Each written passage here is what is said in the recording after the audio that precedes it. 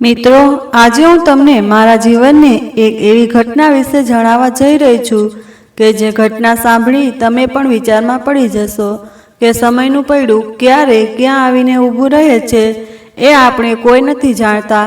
મારી સાથે પણ કંઈક એવું જ બન્યું। મારું નામ ગીતા છે। હું ગાંધીધામમાં આવેલ કીડાણા નામના ગામમાં રહું છું। આજથી 40 વર્ષ પહેલાંની આ વાત છે। હું અને મારો પરિવાર રાજકોટ શહેરમાં રહેતા હતા। મારા મમ્મી પપ્પાને હું એકની એક સંતાન હતી। અમારા ઘરે પૈસાની કે સુવિધાઓની કોઈ કમી ન હતી। નાનપણથી જ મને અમીરીમાં રહેવાની આદત હતી। મારા પપ્પાએ જ્યારે પણ મને કોઈ વસ્તુની કમી રહેવા દીધી ન હતી। હું ખૂબ મોંઘી મોંઘી વસ્તુઓની શોખીન હતી। સામે મારા પપ્પા આપવા પણ મારો ખર્ચો સરળતાથી ઉપાડી શકે એટલી સંપત્તિ ધરાવતા હતા। મારા ઘરમાં હું એક જ સંતાન હોવાથી ખૂબ જ જિદ્દી હતી।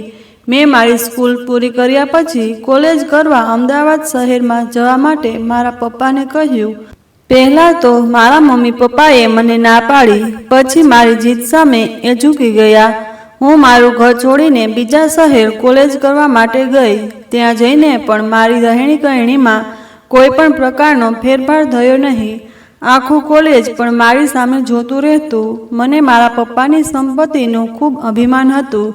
મારી પાસે અઢળક પૈસા હોવાથી કોલેજના કોઈ પણ લોકો મારું કામ સરળતાથી કરી આપતા। કોલેજ દરમિયાન જ મને એક સાગર નામના છોકરા સાથે પ્રેમ થઈ ગયો। સાગર મને જોતાની સાથે જ ગમી ગયો। પછી તો અમે સાથે સમય પસાર કરવાનું શરૂ કરી દીધું।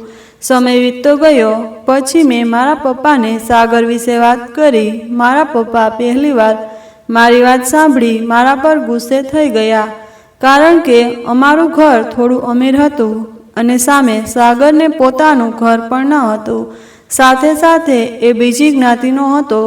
મારા પપ્પાએ સાગરને કંઈ ગણ્યું નહીં। મેં મારા પપ્પાને બહુ સમજાવવાની કોશિશ કરી, પરંતુ એ જીદ લઈને બેસી ગયા કે આ લોકો આપણા લેવલના નથી, એટલે સારું છે કે હું સાગરને ભૂલી જાઉં।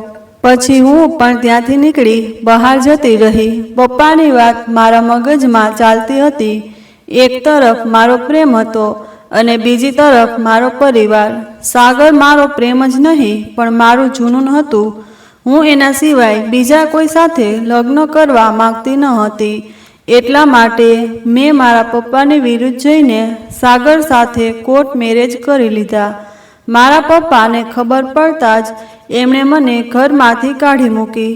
મને એ વાતનો કોઈ અફસોસ ન હતો, કારણ કે સાગર અને હું બંને એક થઈ ગયા હતા। અમે રાજી ખુશીથી અમારું જીવન જીવવા લાગ્યા। સાગરના ઘરમાં એના મમ્મી અને એની એક બહેન હતી। એમના મમ્મી સ્વભાવે ખૂબ સારા હતા। સાગરના પપ્પા તો સાગર નાનો હતો ત્યારે જ મૃત્યુ પામ્યા હતા અને એની બેન મગજની કંઈક બીમારીથી પાગલ જેવી બની ગઈ હતી। ઘરમાં જતાની સાથે જ મેં મારા સાસુનું દિલ જીતી લીધું। મારો અને સાગરનો સંબંધ હવે લગ્નમાં પરિવર્તન થઈ ગયો હતો। મને પહેલેથી જ એશો આરામની જિંદગી મળી હતી અને અહીંયા રહેવામાં મને થોડી તકલીફ પડતી હતી, પણ સાગરના પ્રેમે મને આ બધું ભૂલાવી દીધું। હું એની આ જિંદગીનો એક હિસ્સો બની ગઈ અને એના ઘરને સ્વીકારી લીધું। ત્યાં જ રહેવા લાગી। હું મારી પાગલ નણંદનું પણ ખૂબ ધ્યાન રાખતી। મારા ઘરમાં મારા સાસુથી કંઈ કામકાજ થતું ન હતું, એટલા માટે સાગરે મને ઘરે જ રહીને કામ કરવા માટે કહ્યું। હું પણ ઘરની પરિસ્થિતિ સમજીને ઘરે જ રહેવા લાગી। લગ્નને 2 વર્ષ થયા અને મારા ઘરે પુત્રીનો જન્મ થયો। આ નાનકડું બાળક મારા અને સાગરના પ્રેમની નિશાની હતી।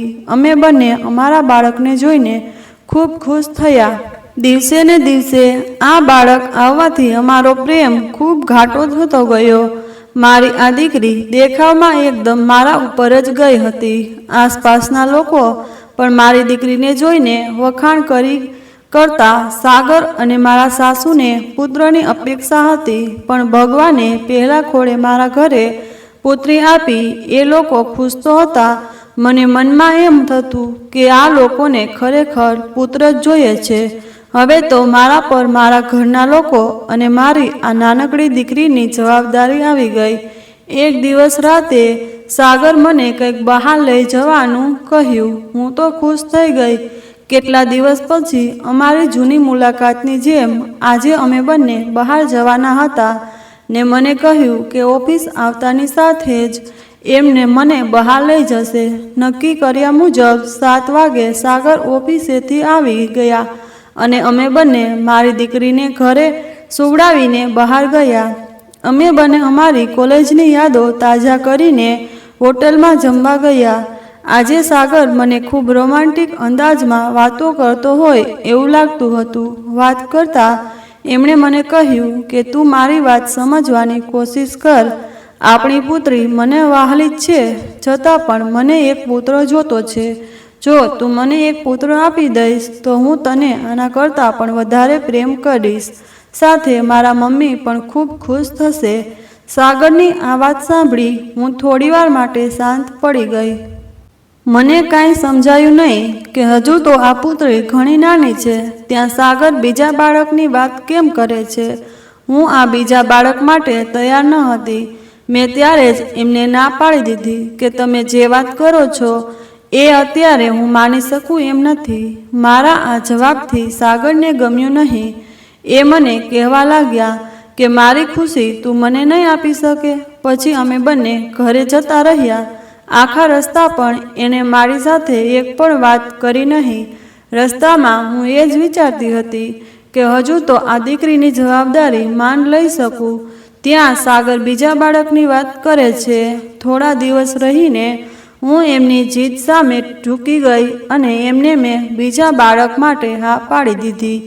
મારી હા કરતાની સાથે જ અમારા ઘરમાં ખુશીઓનો માહોલ છવાઈ ગયો. સાગરે તો હરખમાં આવીને મને તેડીને ગોળ ગોળ ફેરવી દીધી. હું એના આ હરખને જોઈને ખૂબ ખુશ થઈ ગઈ કે મારા પતિની માટે હું આ બીજું બાળક આ દુનિયામાં લાવવા માટે તૈયાર છું. આ વખતે તો સાગર પહેલાં કરતાં પણ વધારે મારું ધ્યાન રાખવા લાગ્યા. મને આ બધું જોઈને મારી પસંદગી ઉપર ખૂબ ગર્વ થતો હતો. મારા સાસુ પણ મારું ખૂબ ધ્યાન રાખતા હતા. મને મારા પરિવારની કમી મહેસૂસ નહોતી થતી. થોડા મહિના ગયા અને મને દુખાવો શરૂ થઈ ગયો. મારા સાસુ અને સાગર મને ઝડપથી હોસ્પિટલ લઈ ગયા. અમે હોસ્પિટલ તો પહોંચી ગયા અને ડૉક્ટરે મારી સારવાર શરૂ કરી દીધી. હોસ્પિટલ ગયા અને 2 કલાક પછી ડૉક્ટરે કહ્યું કે તમારા બાળકનો જન્મ થઈ ગયો છે. આ વાત સાંભળતાની સાથે જ હું ખુશ થઈ ગઈ કે મારા ઘરે પુત્રનો જન્મ થઈ ગયો. નર્સ મારી પાસે આવી અને આ બાળકને મારી બાજુમાં સુવડાવ્યું. મેં એમને પૂછ્યું કે મને દીકરો થયો છે. નર્સે મોઢું જોઈને મને લાગ્યું કે નક્કી મને દીકરો જ આવ્યો છે. એમણે મને હસતા મોઢે કહ્યું કે અભિનંદન, તમારા ઘરે લક્ષ્મીનો જન્મ થયો છે. તમારી દીકરી ખૂબ સુંદર છે.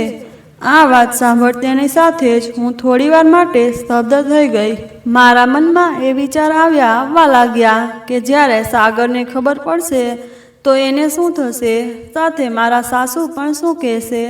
આ તો મારું બાળક હતું એટલે મને એના પ્રત્યે કંઈ હોય નહીં. સાગર અને મારા સાસુ દીકરાની આશાએ બહાર રાહ જોતા હતા.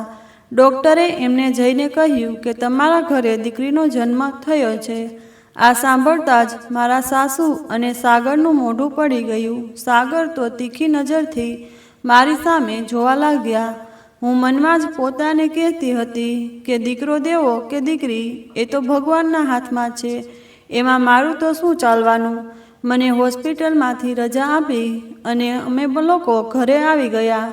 ઘરે ગયાની સાથે જ ઘરમાં પહેલાંનું વાતાવરણ અને અત્યારના વાતાવરણ વચ્ચે જમીન આસમાનનો જેટલું અંતર પડી ગયું હતું. સાગરે એકવાર પણ અમારી આ બીજી દીકરી સામે નજર પણ ના કરી. મેં એમને નિરાતે સમજાવ્યા, છતાં દીકરીની લાલચમાં રહેલ આ પિતાએ એની દીકરીને સ્વીકારી નહીં. હવે તો મારે એક નહીં 2 દીકરીઓ હતી, જેના લીધે મારા સાસુને પણ બંને દીકરીઓ પસંદ નહોતી આવતી. મારા પાગલ નણંદના લીધે આ બંને મા દીકરા એવું વિચારતા હતા કે દીકરી આપણા પર ભાર હોય છે.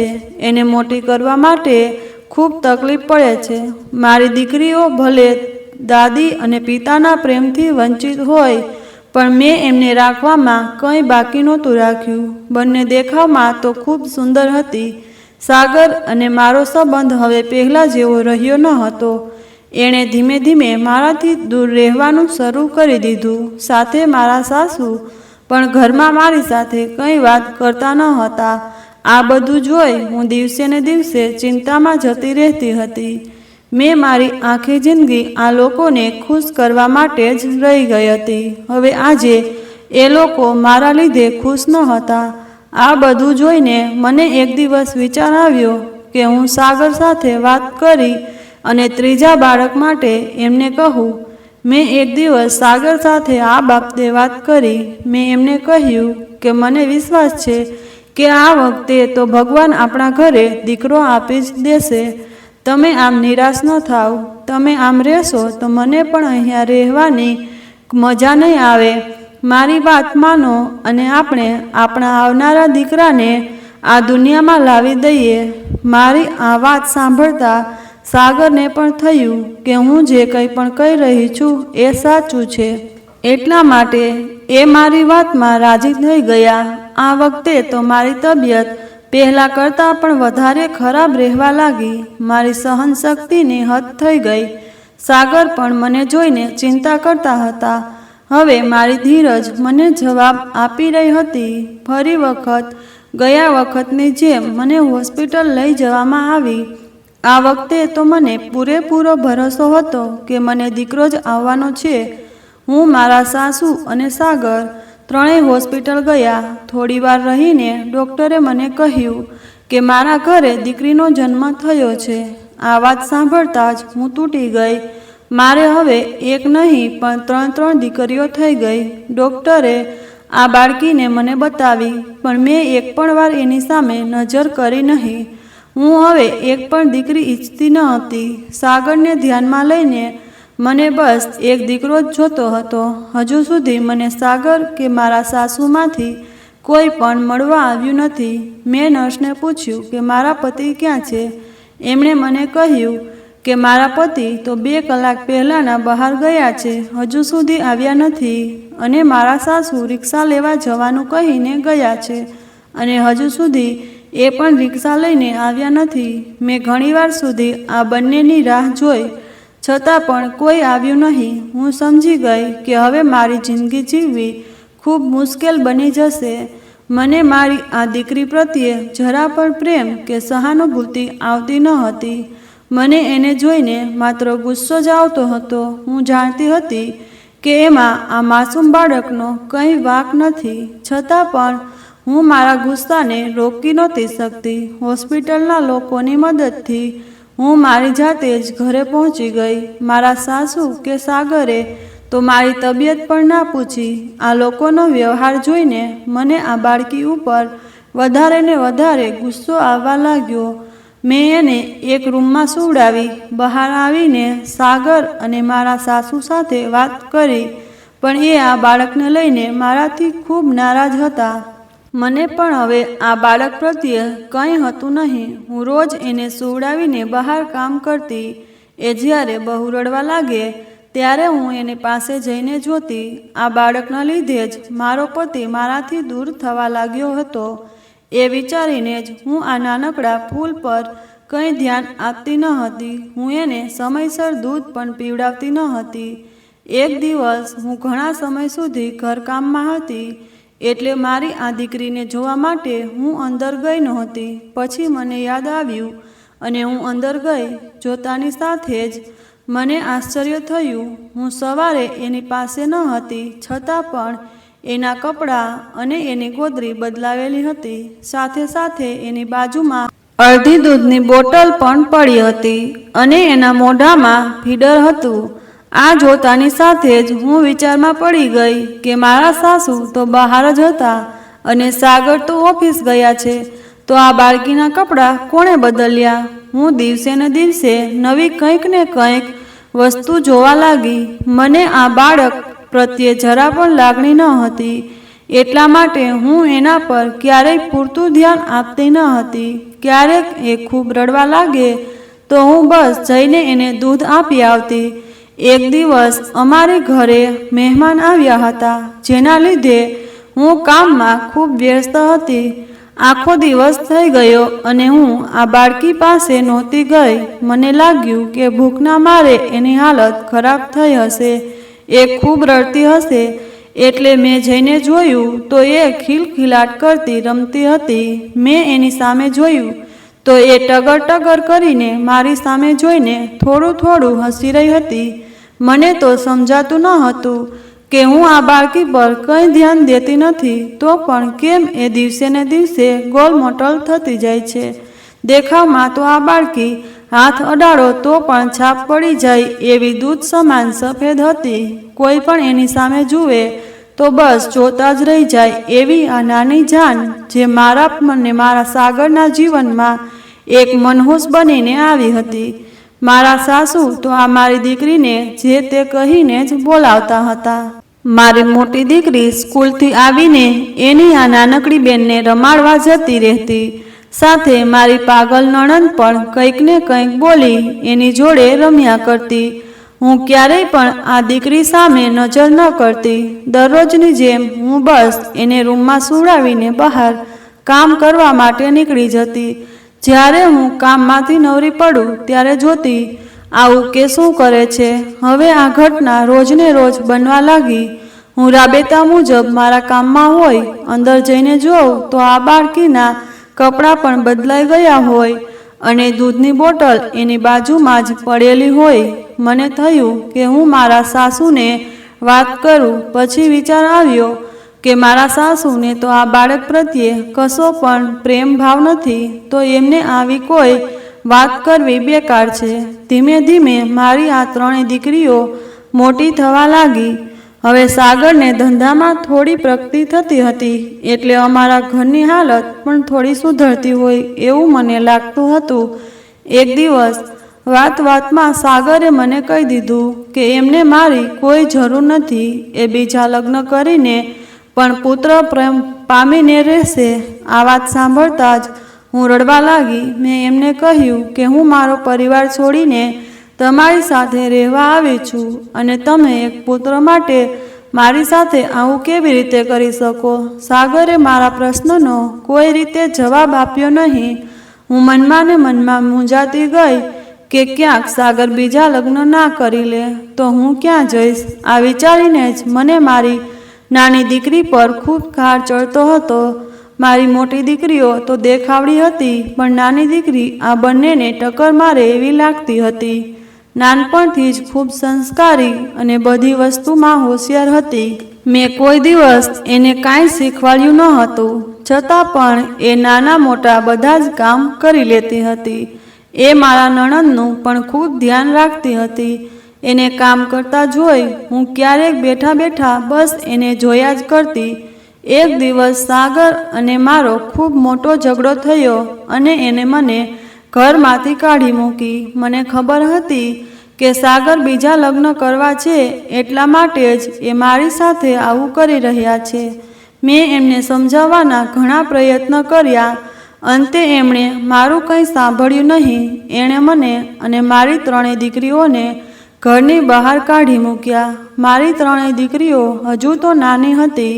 હવે તો મારી પાસે મારો પરિવાર પણ ન હતો કે હું કોઈની મદદ લઈ શકું. સાગરે મારી સાથે જે પણ કાંઈ કર્યું છે એની માટે હું બસ મારી નાની દીકરીને જવાબદાર માનતી હતી. મેં ખૂબ ગુસ્સામાં આવીને મારી આ દીકરીને ત્યાંને ત્યાં જ મૂકીને જતી રહી. મને જરા પણ પરવા ન હતી ત્યાં નાના બાળક સાથે હું શું કરી રહી છું. મિત્રો, આગળ શું બન્યું એ ઘટનાની વાત કરીએ એના પહેલાં જો આપ ચેનલ પર નવા દર્શક હોય તો નીચે આપેલું સબસ્ક્રાઈબનું બટન દબાવીને ચેનલને અત્યારે જ સબસ્ક્રાઈબ કરી લેજો, જેથી દરેક નવા એપિસોડની માહિતી આપને સમયસર સાંભળવા મળતી રહે. એ તો ઉંમરમાં હજુ ખૂબ નાની હતી. એને દુનિયાદારીની કોઈ પણ સમજ નહીં. મારી અંદર રહેલી એક માતા પૂરી રીતે મરી ગઈ હતી. મને એકવાર પણ એ વિચાર ન આવ્યો કે હું આ બાળક સાથે ખૂબ ખોટું કરી રહી છું. મારી માટે 2 દીકરીઓને લઈને હું ત્યાંથી નીકળી ગઈ. થોડી વાર રહીને મને વિચાર તો આવતો હતો કે આ મારી નાની દીકરી શું કરતી હશે, પણ મારા ગુસ્સાએ મારા વિચારોને આગની જેમ સળગાવી દીધો. હું મારી બંને દીકરીઓને લઈને એક જગ્યા પર રહેવા લાગી. આસપાસની સ્ત્રીઓની મદદથી મેં કંઈક કામ કરવાનું શરૂ કરી દીધું. હવે તો મારી દીકરીઓને ભણાવવા માટે પણ મારી પાસે પૈસા ન હતા. અમારે ખાવાના પણ ફાફા પડી જતા હતા. આજે મને મારા પરિવારને છોડવાનો ખૂબ અફસોસ થતો હતો, જે પ્રેમને લઈને હું મારી એ આરામની જિંદગી મૂકીને આવી હતી. એ જ પ્રેમના લીધે આજે હું રસ્તા પર રખડતી થઈ ગઈ. સમય ક્યારે આપને આવો તમાશો આપે છે એ આપણને કંઈ જાણતા નથી. દિવસે ને દિવસે મારી હાલત બગડતી ગઈ. હું મારી દીકરીઓને કેવી રીતે રાખીશ એ ચિંતા મને દિવસે ને દિવસે બીમાર કરતી હતી. મેં કોઈ પણને આશા રાખ્યા વગર પોતાના જ પગ પર ઊભા થઈને મારી દીકરીઓને મોટી કરવાનું નક્કી કર્યું. હું તનતોડ મહેનત કરીને મારું ઘર ચલાવવા લાગી. આ બધું બન્યું ત્યારે બંને મારી દીકરીઓ 16-17 વર્ષની અને આ નાની દીકરી જેને હું છોડીને આવી છું એ 15 વર્ષની હતી. હું તો એને એવી રીતે ભૂલી ગઈ જાણે મારું ત્રીજું કોઈ સંતાન હતું જ નહીં. હું અને સાગર અલગ થયાને 5 વર્ષ જેવું થઈ ગયું હતું. દરરોજની જેમ હું આવા નાના મોટા કામ કરીને મારું ઘર ચલાવતી હતી. થોડા દિવસો પછી હું વધારે બીમાર પડી ગઈ. બાજુવાળા એક બહેનની મદદથી હું હોસ્પિટલ પહોંચી. હોસ્પિટલ પહોંચતા ડૉક્ટરે તપાસ કરીને મને જણાવ્યું કે મને કેન્સર થયું છે. આ વાત સાંભળતા જ હું ગભરાઈ ગઈ. હવે તો મારી પાસે મારું ઘર કે પૈસા કે કોઈ પણ વ્યક્તિ ન હતું જે મારી સાથે ઊભું રહી શકે. હું ઘરે પાછી આવી. આખા રસ્તામાં મને એ જ વિચાર આવતા હતા કે આ મારા કરેલા પાપોનું પરિણામ છે. મેં એક મા થઈને ખૂબ ખોટું કામ કર્યું છે. મને થયું કે હું એકવાર મદદ માટે સાગર પાસે જાઉં અને એમને વાત કરું. મેં સાગરને ફોન કર્યો. એમણે મારો ફોન કંઈ ઉપાડ્યો નહીં. પછી મને થયું કે ઘરે જઈને જ હું રૂબરૂ મારા સાસુ અને સાગરને વાત કરું. આ બાબતે વાત કરવા માટે હું ઘરે ગઈ. દરવાજો ખોલતા જ જે દ્રશ્ય મેં જોયું, મારી આંખ પર મને વિશ્વાસ ના થયો. મને એવું મહેસૂસ થતું હતું કે જાણે કોઈએ મારા શરીર પર 10-12 ઘાવ આપી દીધા હોય. મેં ઘરની અંદર નજર કરી તો સાગર અને એની બાજુમાં કોઈ સ્ત્રી બેઠી હતી. સાથે સાથે સાગરના ખોળામાં એક બાળક હતું. મને શંકા થઈ કે શું સાગરે બીજા લગ્ન કરી લીધા હશે. મને જોતા જ આ બંને ઊભા થયા. સાગરે મને કહ્યું, તું અહીંયા શું કામ આવી છે? મેં એમને રડતા રડતા મારી ચિંતાની વાત કરી. એમણે મને કહ્યું કે હું જે કંઈ પણ કહી રહી છું એમાં એમને કંઈ પણ લેવા દેવા નથી. હવે હું જાણું અને મારી બાળકીઓ જાણે, એમને તો બીજા લગ્ન કરી લીધા હતા અને એની બીજી પત્નીથી એમને એક પુત્ર થયો હતો. સાગર તો મારી સાથે એવો વ્યવહાર કરતા હતા કે જાણે હું એમના માટે કંઈ છું જ નહીં. મને સમજાઈ ગયું હતું કે આ માણસ હવે સ્વાર્થી બની ગયો છે. એ કોઈ પણ વાત સાંભળશે નહીં. ત્યાંથી નિરાશ થઈને હું નીકળી ગઈ. કેન્સરની બીમારીને લીધે મારી તબિયત દિવસે ને દિવસે બગડતી થઈ ગઈ. મેં ઘણા લોકો પાસેથી પૈસા ઉછીતા લીધા કે હું મારી સારવાર કરી શકું, કારણ કે મારી દીકરીઓ માટે મારી સિવાય કોઈ પણ બીજું ના હતું. મારા પાડોશના બહેન મારું ખૂબ ધ્યાન રાખતા હતા. પછી તો હું બહાર નીકળી શકું એવી હાલતમાં પણ ન હતી. એટલા માટે મારા ઘરની વસ્તુઓ એ જ મને લઈને આપતા હતા. એક દિવસ એમણે મને વાત કરી કે આપણા ગામમાં એક હોસ્પિટલ છે. ત્યાંની એક ડૉક્ટર છે જે સ્વભાવમાં ખૂબ દયાળુ અને સેવાભાવી છે. એ ગરીબ લોકોને મફતમાં સારવાર કરી આપે છે. જો તમારું મન માને તો આપણે એકવાર આ ડૉક્ટરને બતાવી લઈએ. મારી પાસે પૂરતા પૈસા ન હતા કે હોસ્પિટલના ખર્ચા ઉપાડી શકું. એટલા માટે મને થયું કે હું આ બહેનની વાત સાંભળી એકવાર આ ડૉક્ટરને બતાવી લઉં. એક દિવસ સવારમાં અમારા પાડોશના બહેન મારી સાથે આવ્યા અને અમે બંને હોસ્પિટલ બતાવવા માટે ગયા. રસ્તામાં એ મને આ હોસ્પિટલમાં સારવાર કરતા આ ડૉક્ટર વિશે વાત કરતા હતા. મને એમની વાત સાંભળીને લાગ્યું કે આ ડૉક્ટર ખૂબ સેવાનું કામ કરી રહ્યા છે. એના માતા પિતાએ એને ખૂબ સારા સંસ્કાર આપ્યા છે. પછી હું આ ડૉક્ટરને બતાવવા માટે ગઈ. એ એક 25 વર્ષની દેખાવડી છોકરી હતી. હું એને જોતાં જ રાજી થઈ ગઈ કે આ આજના સમયમાં આવડી ઉંમરમાં જ દીકરીઓ લોકોની સેવા કરે છે. હું તો અંદર એમને બતાવવા માટે ગઈ. મને જોતાં જ એ એકીટસે જોવા લાગ્યા. મને થયું કે આ ડૉક્ટર મેડમ મને ઓળખતા હશે અથવા તો ક્યાંય મને જોઈ હશે. મેં એમને વાત કરી કે હું છેલ્લા થોડા સમયથી કેન્સરથી ખૂબ પીડાઉં છું. સાથે મારા પતિએ પણ મને ઘરમાંથી કાઢી મૂકી છે. હું મારી 2 દીકરીઓને મોટી કરવા માટે આ મથામણ કરતી હતી અને ભગવાને મારા પર આવી મુસીબત આપી દીધી. આટલું સાંભળતા જ આ ડૉક્ટર મેડમની આંખમાં આંસુ આવી ગયા. મને સમજાતું ન હતું કે મને લઈને એટલા લાગણીશીલ કેમ બને છે. મેં એમને પૂછ્યું કે તમને શું થયું છે? તમે કેમ કાંઈ બોલતા નથી?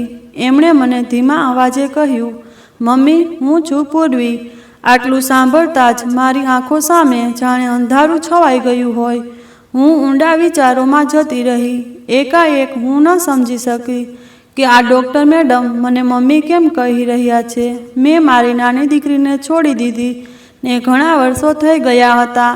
એ માત્ર 15 વર્ષની હતી. એ તો મને ઓળખતી હતી પણ મેં એને ક્યારેય જોઈ ન હતી એટલે હું એને ઓળખી ન શકી. એની આ વાત સાંભળતા જ હું ચોંકી ગઈ. મેં એને ફરી પૂછ્યું, તું પૂર્વી છે? એણે ફરી મને કહ્યું, હા, હું તમારી સૌથી નાની દીકરી પૂર્વી. મને કંઈ સમજાયું નહીં કે જે દીકરીને હું રસ્તા પર મૂકીને જતી રહી હતી આજે આવડી મોટી ડૉક્ટર કેવી રીતે બની ગઈ. હું એને જોતાં જ રડવા લાગી. મને મારા કર્મો પર ખૂબ પસ્તાવો થતો હતો. મેં એની સામે હાથ જોડવા લાગી, બેટા, મને માફ કરી દે. મેં એક મા બનીને તારી સાથે ખૂબ ખોટું કર્યું છે અને ભગવાને આજે મને એનું પરિણામ આપી રહ્યા છે. પછી મારી દીકરીએ મને બેસાડીને બધી વાત કરી.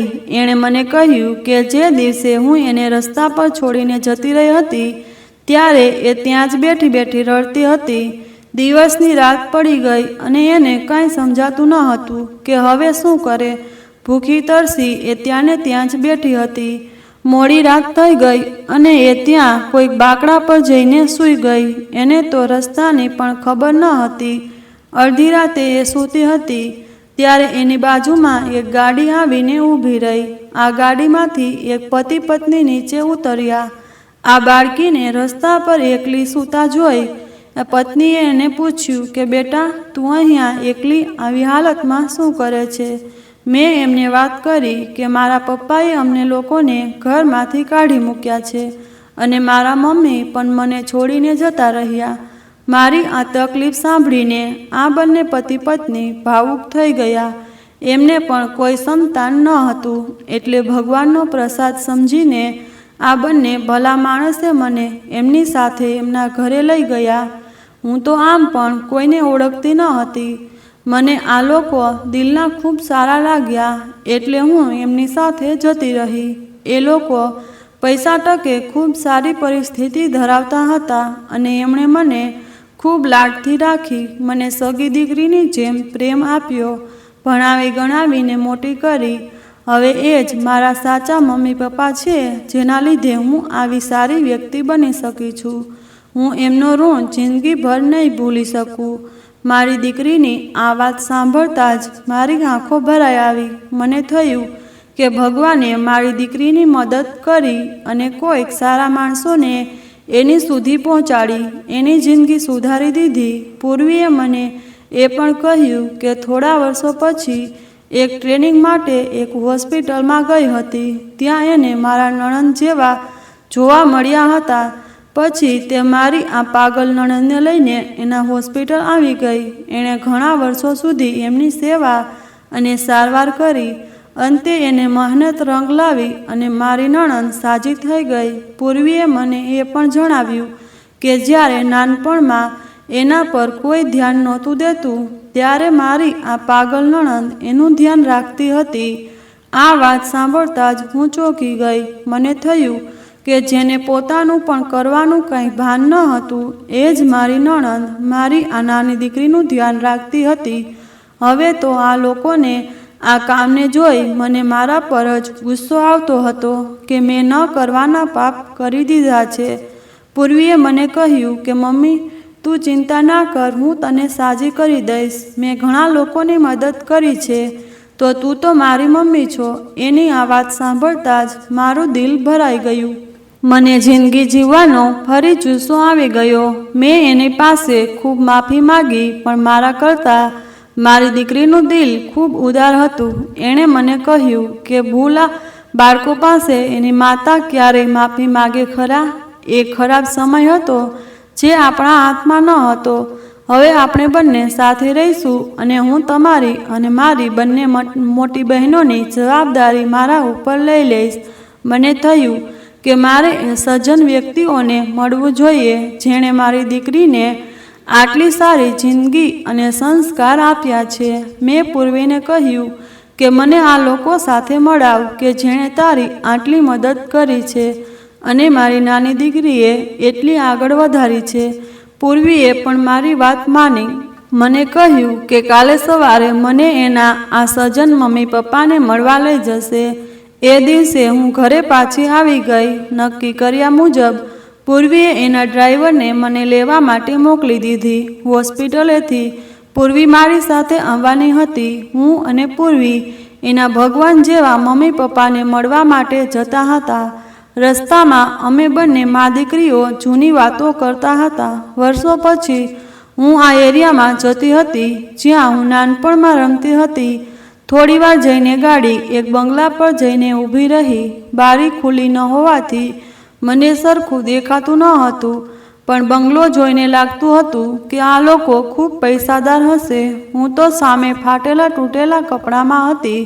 મને એમને મળવામાં થોડો સંકોચ થતો હતો. હું ગાડીમાંથી પૂર્વી સાથે નીચે ઉતરી અને આ બંગલાને જોતા જ મારી આંખો ચાર થઈ ગઈ. હું પૂર્વીને કહી શકું એવી હાલતમાં ન હતી.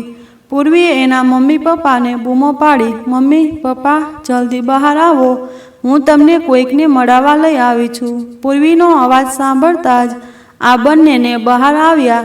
મને જોઈને આ લોકો ચોંકી ગયા. આ દંપતી બીજું કોઈ નહીં પણ મારા પોતાના જ મમ્મી પપ્પા હતા.